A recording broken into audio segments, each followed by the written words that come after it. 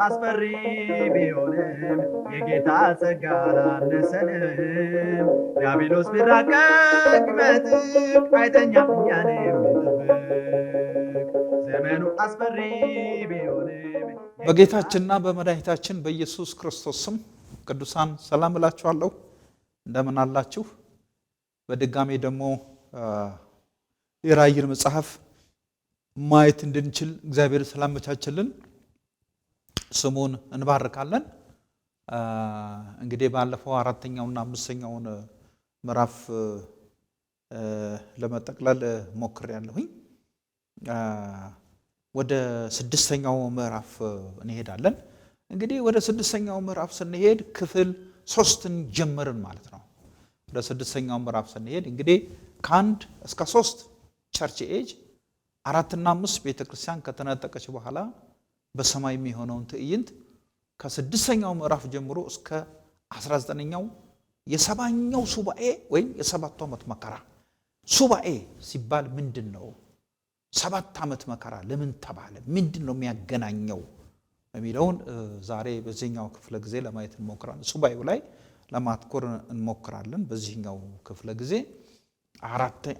ክፍል 4 የሺህ ዓመት መንግስት ነው። ራእይ 20 ነው።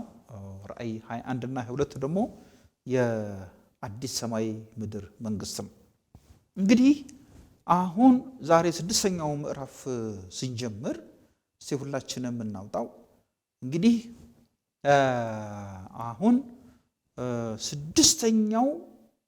ከስድስተኛው ምዕራፍ ጀምሮ እስከ 19ኛው ምዕራፍ የሚያሳየው በ21 መቅሰፍቶች ዋና ዋና መቅሰፍቶች በሰባቱ ማህተሞች፣ በሰባቱ መለከቶች፣ በሰባቱ ጽዋዎች 21 አይነት ዋና ዋና ከዛ በላይ ሌሎችም ቁጣዎች በምድር ገጽ ላይ ሲፈሱ ፍርድ ሲደርስ ማለት ነው። ግሬት ትሪቢሌሽን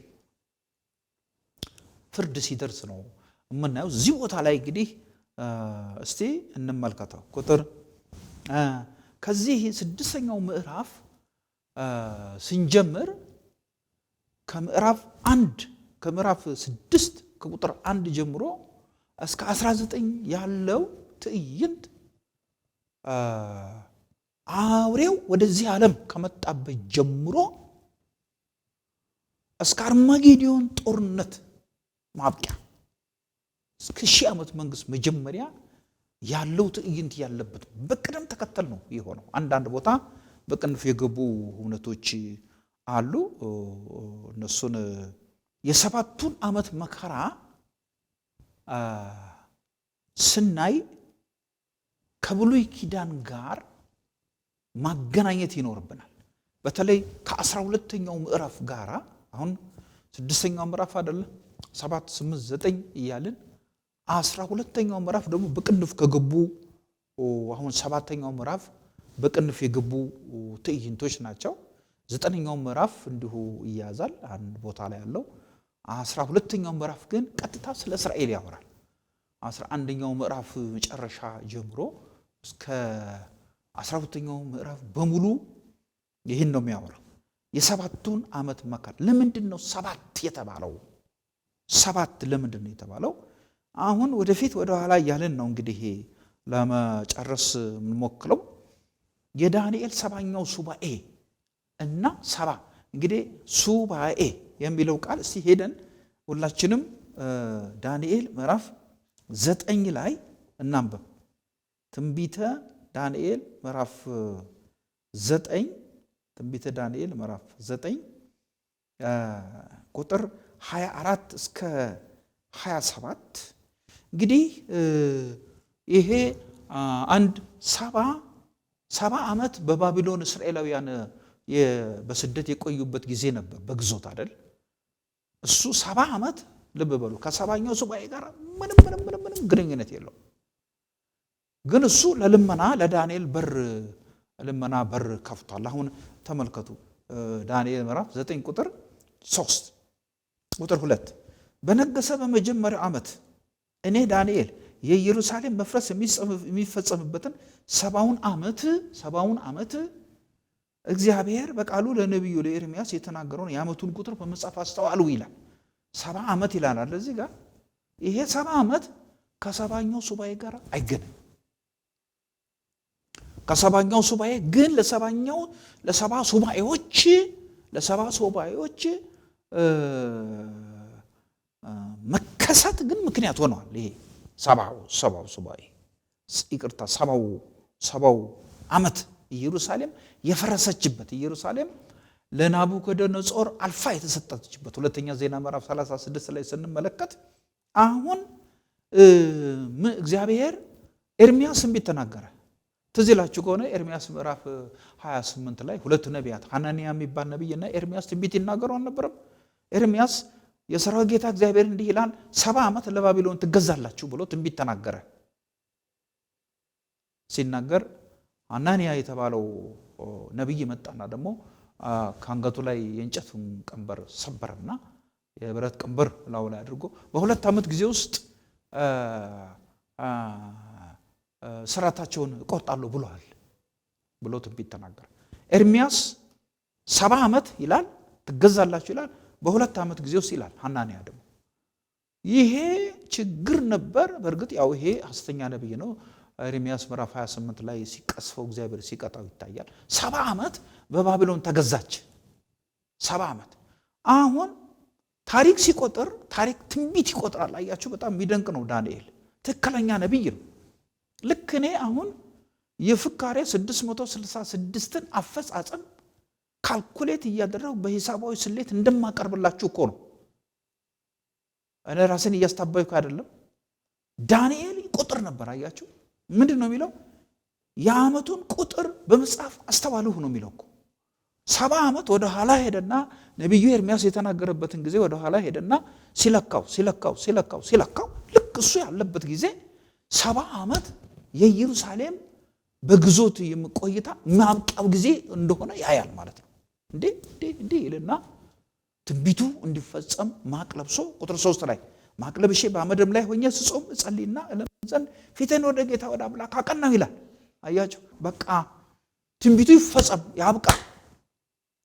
70 ዓመት ህዝብ ተቀጥቷል እና ብሎ ተመልከቱ።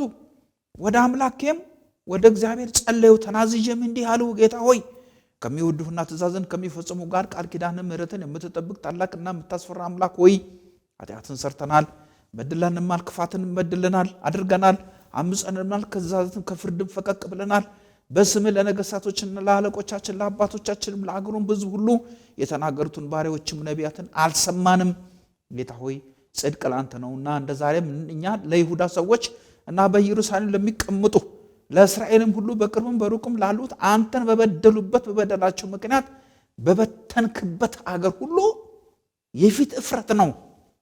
ጌታ ሆይ በአንተ ላይ ኃጢአትን ስለሰራን ለእኛና ለነገሥታቶቻችን ለአለቆቻችን ለአባቶቻችን የፊት እፍረት ነው እያለ እስከ መቼ ነው እግዚአብሔር ሆይ? እናጠፋናለህ፣ ትቀጣናለህ፣ ንስሐ እንገባለን፣ እንጮኻለን፣ ትምረናለህ፣ ደሞ እንጠግባለን፣ ኃጢአቱ ውስጥ እንገባለን፣ ትቀጣናለህ፣ ደሞ ንስሐ እንገባለን፣ እናለቅሳለን፣ ምህረት ታደርግልናል፣ ደሞ ኃጢአት ውስጥ እስከ መቼ ነው? እዚህ ቪሺየስ ሰርክል ውስጥ እንደመቼ እስከ መቼ ነው? እስከ መቼ ነው እንዲህ እየበደልህ ስታዘን ይሄ ውሃ ቅዳ ውሃ መልስ እስከ መቼ ነው የሚኖረው ብሎ አምራ ጸልዩዋል። እዚህ ጋር እንዲህ እያለ ቁጥር 19 ድረስ ጸለየ። ልብ በሉ። ሌላውን ለእናንተ ተውላችኋለሁ። ቁጥር 18 አምላኬ ሆይ በፊትህ የምንለምን ስለ ምህረትህ ነው እንጂ ስለ ጽድቃችን አይደለም። ጆሮህን አዘንብለህ ስማ፣ ዓይንህንም ገልጠህ ጥፋታችንና ስምህ የተጠራባትን ከተማ ተመልከት፣ እኛን ተመልከት፣ ከተማህን ተመልከት ነው የሚለው። በከተማውና በህዝቡ ላይ ነው የሚያነባው። አያችሁ ቁጥር 19 ላይ አቤቱ ስማ፣ አቤቱ ይቅር በል፣ አቤቱ አድርግ። አምላኬ ሆይ ስምህ በከተማህና በህዝብ ላይ ተጠርቷልና ስለ ራስህ አትዘግይ ይላል። ሁለት ነገር አትርሱ። ስምህ ህዝብህ፣ ከተማህ፣ ህዝብህ፣ ከተማህ፣ ህዝብህ፣ ከተማ፣ ስምህ የተጠራበት ስምህ ያረፈበት ህዝብ፣ ስምህ ያረፈበት ከተማ ነው የሚለው። ከተማ ነገር ቁልፍ ነገር ነው። ኢየሩሳሌም ሲባል ዝም ብለን ጣልጣል የምናደርጋት ከተማ አይደለችም። ወደዱም ጠሉ ኢየሩሳሌም የዓለም ካፒታል ሲቲ ትሆናለች። ትንቢት አለ። ሕጉን መገልበጥ የሚችል የለም እኮ። ሟርተኞች አልፈው ከሰማይ ዝናብ እያዘነቡ በረዶ የጣሉ አትክልት ቢቆራርጡ የማሰሰን ነገር ነው የሚሰራው። ጠብቋይ የማሰሰን ነገር ይሰራል። እግዚአብሔር ግን ሕጉ በፍጥረቱ አይገለበጥም። ትንቢቱ ይፈጸማል። እና ልክ እንዲህ ብሎ እንደጸለየ ዳንኤል ከዛ ቁጥር 20 ላይ ነው እንግዲህ እኔም ገና ስናገር ስጸልይ በኃጢአቴና በሕዝቤ በእስራኤል ኃጢአት ስናዘዝ በአምላክም ልብ በሉ በአምላክም ፊት ስለተቀደሰው ስለ አምላኬ ተራራ ተቀደሰ አምላኬ ተራራ የሚለው ከተማውን ነው፣ ሕዝቡን ነው፣ ስለ መንግስቱ ነው። ቁጥር 21 ገናም በጸሎት ስናገር አስቀድሜ በራእይ አይቼው የነበረው ሰው ገብርኤል እነሆ እየበረረ መጣ፣ በማታ መስዋዕት ጊዜ ዳሰሰኝ፣ አስተማረኝም፣ ተናገረኝ፣ እንዲህ አለ ዳንኤል ሆይ ጥበብና ማስተዋል እንሰጥ ዘንድ አሁን መጥቻለሁ። አንተ እጅግ የተወደድህ ነህና በልመና መጀመሪያ ላይ ትእዛዝ ወጥቷል። እኔም ነግርህ ዘንድ መጥቻለሁ። አሁንም ነገሩን መርምር፣ ራእዩንም አስተውል፣ መርምር አስተውል ነግርሃለሁ ይለውና ዝርግፍ አድርጎ ይነግረዋል። ሱባኤ እዚህ ጋር ነው የሚጀምረው። ገብርኤል ከሰማይ ጾም ስንት ነው? 21 ቀን ነው። 7 ቀን ይሁን 21 ቀን 15 ቀን እዚህ ጋር አልተጠቀሰም። ግን ሲጾም ሲጸልይ ገብርኤል እየበረረ መጣ። ስለ 70 ሱባኤ ዝርግፍ አድርጎ ለዳንኤል ነገረው ማለት ነው። 70ኛው ሱባኤ የ7 ዓመት መከራ ከዚህ መጨረሻ ነው የምትወጣው ማለት ነው። ታሪክ ናት። እግዚአብሔር የታሪክ ባለቤት ሆኖ ነው የሚያንቀሳቀሳት ይችን ሱባኤ። ተመልከቱ አሁን ቁጥር 29 24 ላይ አመፃን ይጨርስ 1 ኃጢአትን ይፈጽም 2 በደልን ያስተሰርይ 3 የዘላለም ጽድቅ ያገባ 4 ራእይና ትንቢትን ያትም 5 ቅዱስ ቅዱሳን ይቀባ ዘንድ 6 1 በሕዝብ 2 በቅድስ ከተማ ላይ 70 ሱባኤ ተቀጥሯል ይለዋል። ገብርኤል ነው የሚለው። ይሄንን ከሰማይ ከመለኮት የወጣ ነው። ካልኩሌት የሚደረግ የሚቆጠር አቆጣጠር ነው። 7 ቁጥር 70 ጊዜ የምትቆጠርበት አደራረግ ትእዛዝ ወጥቷል። 1 በአንተ ሕዝብ ላይ 2 በከተማ ላይ ትእዛዝ ወጥቷል ይልና ይህንን ሱባኤ በ3 ከፍሎ ይነግረዋል ማለት። ቁጥር 25ን ተመልከቱ። ይቅርታ እንግዲህ አሁን 6ቱን አላብራራቸውም። ይኸው አመፃን ይጨርስ ኃጢአትን ይፈጽም በደልን ያስተሰርይ። አመፃ የሚባል ከእስራኤል ተነቅሎ የሚጠፋበት ጊዜ ነበር ማለት ነው። 70ኛው ሱባኤ ሲያበቃ በደሏ የማይቆጠርበት ጊዜ ነበር ማለት ነው። እስካሁን ግን በደሏ ይቆጠራል። 70ኛው ሱባኤ ውስጥ አንዷ ስላልተፈጸመች ነው። ቁጥር 25 ላይ ስለዚህ እወቅ አስተውልም፣ ኢየሩሳሌምን መጠገንና ትእዛዙን ከሚወጣበት ጀምሮ እስከ አለቃው እስከ መሲህ ድረስ 7 ሱባኤና 62 ሱባኤ ይሆናል። እርሷም በጭንቀት ዘመን ከጎዳናና ከቅጥር ጋር ትሰራለች። በ3 ይከፍለዋል። ምኑን? 70ውን ሱባኤ።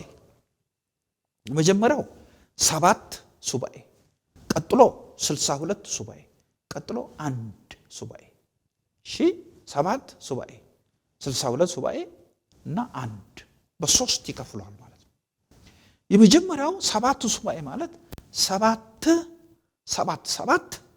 7 ጊዜ የምትቆጠርበት ማለት 7 ጊዜ 7 49 በቁጥር ስሌትና በሱባኤ ስሌት ነው የምናየው። ይሄንን በሱባኤ ከቆጠርን 70 ነው የምንለው። 1 ሱባኤ 2 ሱባኤ 9 ሱባኤ 62 ሱባኤ 69 ሱባኤ 70 ሱባኤ ብለን በሱባኤ እንቆጥራለን። በቁጥር ከሆነ 7 ሱባኤ ማለት 7 ሲባዛ በ7 49 ዓመት ማለት ነው። 62 ሲባዛ በ7 እንዲሁ ዓመት ይሰጠናል። 7 ሱባኤ ሲደመር 62 ሱባኤ 69 ይሆናል። 69 ሲባዛ በ7 483 ዓመት ይሆናል ማለት ነው። 7 ሲደመርበት 490 ዓመት። 7 ጊዜ 7 49 አይደለም። 7 ጊዜ 7 490 ከ490 ዓመት በኋላ ማለቱ ነው ገብርኤል ለዳንኤል ሲነግረው ማለት ነው። አሁን ይሄ ያለ የመጀመሪያው እንግዲህ 7 ሱባኤ ኢየሩሳሌም ያው የቂሮስ መንግስት ትዝ ይላቸዋል አይደለም? ነህምያ ላይ ሐናንያ ወደ ንጉሱ ገብቶ ከተማይቱን ልጠግን ፍቀድልኝ ብሎ እንግዲህ በዛን ጊዜ የሆነው ታሪክ በሙሉ እነ ዕዝራ ገቡ፣ እነ ነህምያ ገቡ፣ ከተማይቱን ሰሩ። ያ ጊዜ ነው 7 ሱባኤ የወሰደው ማለት ነው። 49 ዓመት። ከዛ ከተማይቱ ከተሰራችበት ጀምሮ ደግሞ ወደፊት 62 ሱባኤ፣ ከወዲህ 7 ሱባኤ እስከ መሲሁ መገደል 7 ሱባኤና 62 ሱባኤ አይደለም የሚለው 69 አይደለም የሆነው። መሲሁ የተገደለው ጌታ ኢየሱስ ክርስቶስ በ34 ዓመተ ምህረት አይደለም፣ በ34 ዓመተ ምህረት ነው ክርስቶስ ኢየሱስ የተገደለው የተሰቀለው። ልክ ክርስቶስ ሲገደል ሲሰቀል 69ኛው ሱባኤ አበቃች ማለት ነው። አንድ ሱባኤ ቀረች አይደለም። አሁን ተመልከቱ እዚህ ጋር ቁጥር 26 ላይ 62 ጊዜ 7 በኋላ ከ60 ጊዜ 2 ከ62 ጊዜ 7 በኋላ መሲህ ይገደላል። በእርሱም ዘንድ ምንም የለም። ቢመጣውም አለቃ ሕዝብ ከተማይቱንና መቅደሱን ያጠፋሉ። ይሄንን 11ኛው ምዕራፍ ላይ እናየዋለን። ከተማይቱንና መቅደሱን ያጠፋሉ። ይሄ ስለ ሐሰተኛው መሲህ ነው የሚናገረው። ፍጻሜው በጎርፍ ይሆናል፣ ጦርነት እንደሚሆንበት ነው። እስከ መጨረሻው ድረስ ጦርነት ይሆናል፣ ጥፋትም ይቀጥረዋል ብሎ 27 ቁጥር ላይ አንዷን ሱባኤ ይናገራል። እርሱም ይሄ ህዝቡ አለቃ ሐሰተኛው መሲህ ከብዙ ሰዎች ጋር ቃል ኪዳን ያደርጋል፣ ለአንድ ሱባኤ ቃል ኪዳን ያደርጋል ይልና በሱባኤው እኩሌታ መስዋዕቱንና ቁርባኑን ያስቀራል። ይሄ ነው እንግዲህ ራእይ 11 ላይ የሚለካው መስዋዕት ቁርባን በርኩሰት ጫፍ ላይ አጥፊው ይመጣል፣ እስከተቆረጠው ፍጻሜ ድረስ መቅሰፍት በአጥፊው ላይ ይፈሳል ይላል። እንግዲህ ከዚች ጋር ተመልከቱ። አሁን ራእይ 11 እና 12 ላይ ራእይ አሁን 11 እና 12 ላይ ሰባኛዋን ሱባኤ ራእይ 11 ራእይ 12 ራእይ 13 ሶስቱን ምዕራፎች ከ6ኛው ምዕራፍ ጀምሮ እስከ 19 የሱባኤው የሚከናወንበት ጊዜ ነው። ግን እቺ ቁጥር 27 መሃል ላይ በሱባኤ እኩሌታ የምትል ቃል አለች። በሱባኤ እኩሌታ በ7 ዓመት መከራ ግማሽ ላይ ማለት ነው። 3 ዓመት ተኩል ማለት ነው። 3 ዓመት ተኩል ፒስፉሊ ከእስራኤል ጋር ይሄዳል ሐሰተኛው ክርስቶስ። ከዛ በኋላ ግን ችግር ይፈጥራል። ይሄንን የት ጋር ነው የምናየው? 11 ራእይ 11 ራእይ 12 እና ራእይ 13 ላይ ነው የሱባኤው እኩሌታ እናየውና ስንደምረው ግን 7 ዓመት ይፈጥራል ማለት ነው። እስቲ እንሂድ። አሁን ይሄን ሐሳብ ይዘን ወደ ራእይ 11 እንሂድ። እስቲ ራእይ 11 ላይ እንዳልኳችሁ እንግዲህ ከዚህ በፊት ሁለተኛ ተሰሎንቄ ምዕራፍ 2 ቁጥር 6 እና 7 ላይ የአመፅ ምስጢር አሁን ይሰራልና ብቻ ከመንገድ እስኪወገድ የሚከለክል አለ አይደለም የሚለው። አውሬውን የከለከለችው እስካሁን አውሬውን የከለከለችው ቤተክርስቲያን ናት። ቤተክርስቲያን ግን ስትወገድ እንቅፋት ሲነሳለት በነፃነት ይሰራል ማለት ነው። ይሄ አውሬው የሚሰራበት ጊዜ ነው አንድ ሱባኤ የሚሆነው፣ አንድ 7 ዓመት የሚሆነው ማለት ነው። ይሄ ጊዜ ነው ደግሞ በእግዚአብሔር ቤተ መቅደስ ተቀምጦ እግዚአብሔርን እያለ እየተመጻደቀ እየተኮራራ የመጀመሪያ 3 ዓመት ተኩል እስራኤልን እያታለለ 7 ዓመት ግን ይቀጥላል ማለት ነው። አጥፊው እስኪመጣበት ክርስቶስ ከሰማይ በአፉ እስትንፋስ እስኪያጠፋው ድረስ ማለት ነው። ይታችሁታል። 11ኛው ምዕራፍ ላይ እንሄድ እስቲ። ራእይ ምዕራፍ 11 ላይ ራእይ 11 ቁጥር 1 ላይ በትር የሚመስል መለኪያ ለእኔ ተሰጠኝ፣ እንዲህም ተባለልኝ ተነስተህ የእግዚአብሔርን መቅደስና መሠዊያውን በዚያም የሚሰግዱትን ለካ። ይሄ ልክ በ7 ዓመት መከራ መጨረሻ ላይ ማነው አጋማሽ ላይ አውሬው ከእስራኤል ጋር ቃል ኪዳን አድርጎ ስምምነት አድርጎ ለአንድ ሱባኤ ለ7 ዓመት ስምምነት አድርጎ በሰዋዊ ክላቴ ቅዱስ ቁርባኑን ያስቀራል አይደል የሚለው። ልክ ቁርባኑን ሲያስቀር ለካ ይላል እግዚአብሔር ማለት ነው። አይኖቹ 7ቱ አይኖች ወደ ምድር ሁሉ ይመለከቱ የለ። መልእክተኞቹ 7ቱ መንፈሶች ወደ ምድር የሚሄዱ መልእክተኞች አይደሉም። እሱ በሰማይ በዙፋኑ ላይ አለ። ወደ ምድር ሄዶ አውሬው የሚሰራውን ስራ ያያል። ለካ ሲለካው ቁጥር 2 በመቅደሱ ውጪ ያለውን እድሞ ለአሕዛብ ሰጥተውታልና ተሰጥቷልና ተው አትለካው፣ እነርሱም 42 ወር የተቀደሰችውን ከተማ ይረግጧታል። 42 ወር ይሄ እንግዲህ ልክ የመጀመሪያ 7 ዓመት ተኩል 3 ዓመት ተኩል ይቅርታ የመጀመሪያ 3 ዓመት ተኩል ፒስፉሊ ከአውሬው ጋራ ቃል ኪዳኑን ጠብቆ የሚኖርበት ጊዜ ማለት ነው። ልክ አጋማሹ ላይ መስዋዕቱን ቁርባኑን ያስቀራል ሲል የእስራኤልን ታሪክ አደራረግ ትክክለኛውን የአምልኮ ነገር ሁሉ ያበላሻሻል፣ ማንነቱ ይገለጣል ማለት ነው። እዚህ ጋር ነው እንግዲህ ሜዠርመንት የወሰደው እግዚአብሔር። ከዛ ምን አድርግ ነው የሚለው ተው ምን ይላል 42 ወር ይላል። 42 ወር ይረግጧታል። ይሄንን 42 ወር ራእይ 13 ላይ እናገኘው። እስቲ እንሂድ ራእይ 13 ቁጥር 5 ላይ ታላቅንም ነገርና ስድብን የሚናገርበት አፍ ተሰጠው፣ በ42 ወርም እንዲሰራ ስልጣን ተሰጠው። 42 ወር ይቺ ወደፊት እንግዲህ ይቺ 42 ወር ሁለቱ ነቢያት የሚሰሩበት ጊዜ በቃ በጠቅላላ እግዚአብሔር ምንድነው ራእይ 13 ላይ እናየዋለን። እግዚአብሔር ምንድነው? ስሙ ምንድነው? ቤተ መቅደስ ምንድነው? አምልኮ ምንድነው? መስዋዕት ምንድነው? በጠቅላላ ኮምፕሊትሊ አምልኮት እግዚአብሔርን በሙሉ ኢግኖር ያደርጋል ማለት ነው። ስድብ ይጀምራል ማለት ነው። ኦቶሪቲውን ስልጣኑን በሙሉ የሚያበላሽበት ጊዜ ማለት ነው። እዚህ ጋር ነው እንግዲህ የመለካት ነገር የመጣው። 42 ወር እንዲሰራ ስልጣን ተሰጠው። ቁጥር 6 ላይ እግዚአብሔርንም ለመሳደብ ስሙንና ማደሪያውን በሰማይ የሚያድሩትን ሊሳደብ አፉን ከፈተ ይላል። አሁን ወደ 11ኛው ምዕራፍ ስንመጣ ራእይ ምዕራፍ 11 ላይ ቁጥር 3 ላይ ለሁለቱ ምስክሮቼ ማቅ ለብሰው 1260 ቀን ትንቢት ሊናገሩ ሰጣለሁ ይላል። ይኸው 42 ወር ማለትና 1260 ቀን ማለት አንድ ነው።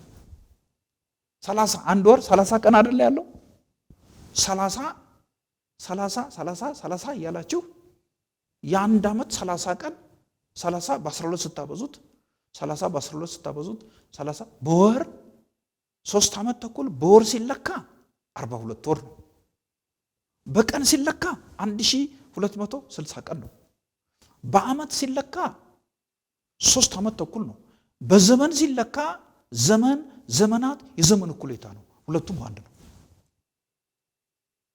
አሁን ይኸው እዚህ ተመልከቱ። በወር ሲለካ 42 ወር የመጀመሪያው 3 ዓመት ተኩል የሱባኤው የመጀመሪያ በሰላም ከእስራኤል ጋር ቆይተው ቀጣዩ 42 ወር በቃ ይረግጧታል። እስራኤልን ኢየሩሳሌምን በቃ የማሰቃየት ከአውሬው የሚወጣው ነገር በጣም የከፋ ይሆናል ማለት ነው።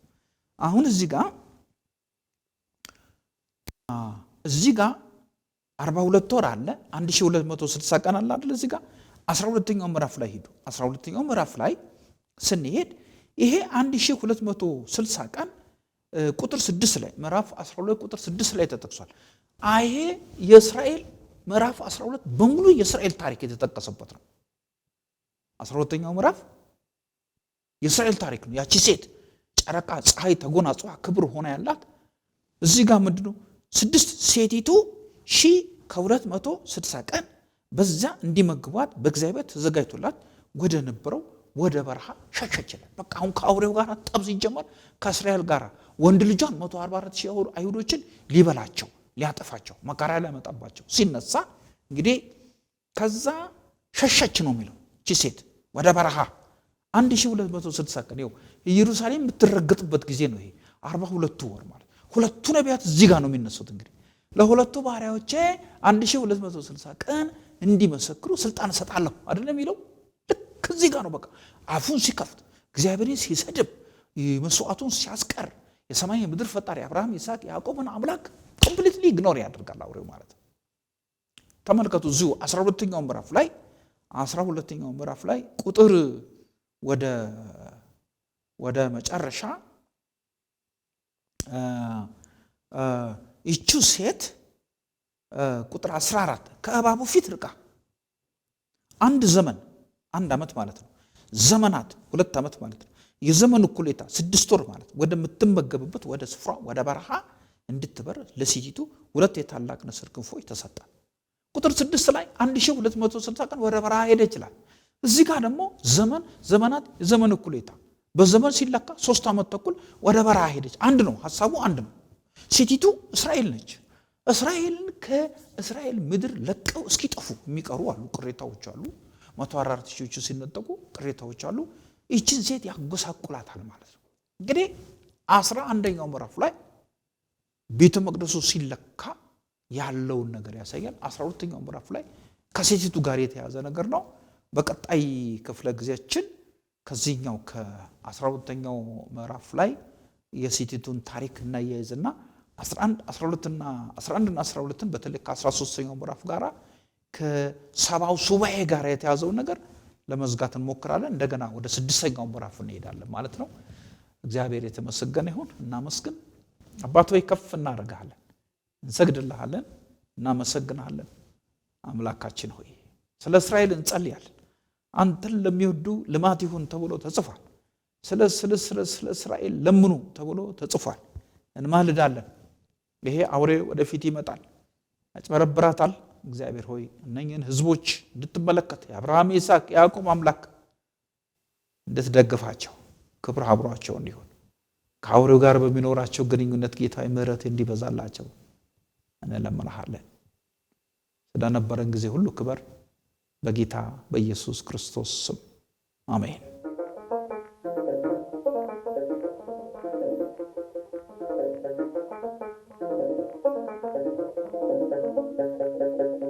ዘመኑ አስፈሪ ቢሆንም የጌታ ጸጋ አላነሰንም። ዲያብሎስ ቢራቀቅ ቢመጥቅ አይተኛም እኛን የሚጠብቅ። ዘመኑ አስፈሪ ቢሆንም የጌታ ጸጋ